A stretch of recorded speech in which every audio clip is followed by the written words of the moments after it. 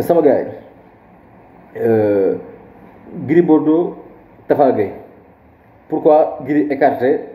Tapha Gueye olof danaan sa tuba yu noonu boo gisee sa taatu xarit ragalal sa xarit boobu kon loolu mën nañ ko jàpp ne mooy diggante Gris Bordeaux ak Tapha Gueye ndax Tapha Gueye dañ ko gis tey jii moo daan entraîné Gris Bordeaux ba combat bu mu mujjee bëri Balla Gaye Tapha Gueye moo daan entraîné Gris Bordeaux ñu def nii mais seetlu nañ ne bi Balla Gaye di bëri Modou Lô bu mu demee INSEP ba ñëw Tapha Gueye tamit moom même Tapha Gueye moo doon assisté tey jii Gris Bordeaux Balla Gaye di ko jàngal ay séance de boxe donc tey jii bu Gris Bordeaux amaatee combat ak Balla Gaye mën na ne l'ami de mon ennemi et mon ennemi na lamb daa fiir donc bu ko écarté loolu c'est compréhensible ndax tey kat lamb mooy milieu boobu dafa fiir Gris lii du premier écart parce que tey jii bu ñu xoolee Gris écarté na fi Balla Diouf boobu nu mu demee woon Balla Diouf dafa demoon Balla Diouf dafa nekkoon si moo kii hébergé woon kii paa boobu àndoon ak Modou Lô mu dem nekkoon paa boobu ay gaayen Gris gis na moom it l'ami de mon ennemi et mon ennemi mu ne kon ko kii day dem fële ci paa boobu Biram Diouf la xam ne paa boobu mu tur ngeen fàttali ma tur bi Balla Diouf bu mu ñëw ci sama séance d'entraînement ne Balla Diouf dafa ñëw muy contact Balla Diouf du ko filmer donc Gris am na dëgg mais connaissant Tapha Gueye l'homme xam nañ ne Tapha Gueye tey jii maanaam mën na ànd ak mbër yëpp mais il va rester professionnel Tapha Gueye du naafeq Tapha Gueye tey jii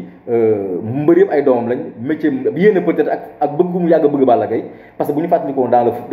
le passé Tapha Gueye moo tax Balla Gaye ak Yékini taxaw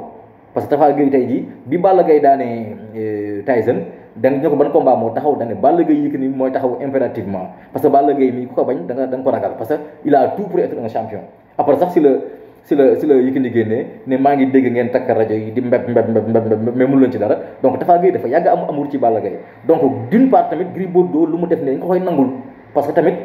mënoo far fépp te làmb dafa fiir ko xam milieu làmb dafa sensible loolu lay waral tey nga gis mbëri ñu amee kii yu bëri tey yaa ngi gis tey jii Balla Gaye nekkatul ak Baboy kenn xamul la moo leen kii Balla Gaye Aziz Ndiaye mënu na am ay grincement mais famille Aziz génn nañ booy yi génn après démb ba gis nañ Baye Ndiaye toog ci wetam mën nañ jàppante tamit Aziz comme que temps yi dañu am ay di leen tudd ci ay problème mu engrais problème mu justice yooyu bëggul mu def face visible mu dellu ba jël bi kii mais boo amoon problème tamit ñooñu arrondir lañ seen angle mais quant à face tamit noonu la demee Gris Bordeaux il a raison tey jii mu ne peut-être man damay jël mes hommes de confiance parce que mbëri dañu gëm mystique mbëri dañu gëm ay jaayante mbër bëri na fa mbër mu ne kii moo sàcc sama foltan yóbbu ko amoon na kër ñoom Ama Baldé bi kii naan kan sa foltan bi nga yor kii moom ma ko indil beneen kii di yàq parce que ma làmb noonu la donc Tapha Gueye d'une part moom mooy assumer ses décisions yow yaa dem ci ñoo xam ne c'était potentiels adversaires nga dem fa di leen entraîner donc sa plan tamit bu amee kii dana ne man kat Abbas Ndoye dama bëgg tey ji Tapha écarté wu parce que man mënu ma comprendre Tapha dem fële dem fii di am affinité ak samay prochain adversaire donc Gris a raison Tapha Gueye na jël assumer ay responsabilités donc loolu léegi su ma ñëwee ci combat bi proprement dit je pense que ni Balla Gaye moom il est prêt partout Balla Gaye contact na moo tax mu naan Gris contactul parce que Balla bu mu ñëwee contre comment dirais-je contre Bombardier il a été méconnaissable forme Drianke la fi indi biir bi mel ni ku gonfle da ñëw taxaw ñu xalab ko ñaari yoon mu daanu mel ni Drianke bu ràcc Balla bu mu demee xam na ni wax na ko démb ci signature bi nee na man maa yeboon samay fans ba du ma indi forme mais tey yeeg si Gris Bordeaux mbër dootuma yeb soo xam ne Gris contactul donc Balla combat ba di ci gaaw a xoox donc contact na Balla Gaye bu daan ñëw day sol ay kiwi saar nëbb affaire yi démb seulement lay di pour na gars yi en bel état Balla Gaye defar na tànk yi biir bi moo xawoon kii te biir bi ñu ngi koy wàññi gëm naa ne bii bu daata boo ñaar dina pare mais li mu mën a jàpp mooy Balla pare na pour contact Balla pare na pour xeex te Balla pare na pour maanaam abréger combat bi wan ne Gris Bordeaux maa la gën a taxaw bële passé li ma ne amoon ay pépin physique moo tax kii woo quoi Gris Bordeaux nag su ma déggee ni mu waxee daf ma ne Gris parewul pour bëre corps à corps Gris dafa bëgg a durer si longévité bi combat bi quoi parce que moom jàpp na ne maanaam tey jii Gris Bordeaux jàpp na ne moom tey jii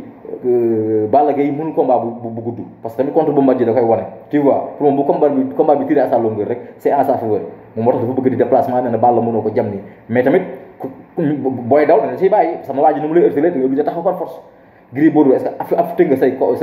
comment dirais-je say arme ba bu la Balla sërtale di nga ci mën a dóoraat génn ci dawaat jam parce que tamit il faut être un fin stratège pour def ko mais li ma wër mooy Balla Gaye moom dafa ñëwul sax pour yàggal ay Gris Bordeaux bu ñëw dajee bàcc mu gerte bu jeex Gris Bordeaux moom dafa bëgg ñëw indi tactique déplacé wu mais li may ragal mooy est-ce que Gris Bordeaux tamit am nga boobu tamit potentiel ba léegi ndax Gris bi ñu xamoon muy dem ay îles Canaries Gris Bordeaux dem îles Canaries di daw di waaye non mais Gris c'était un vrai athlète Gris bu daan bëree bu taxawee bu dóoree tànk yi da nga xam ne kii dafa taxaw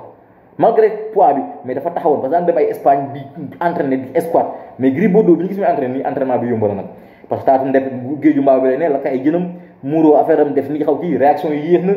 xëy na Gris day na ba boppam mais Gris bi c'est un peu nonchalant gisuma Gris bi xam ne tey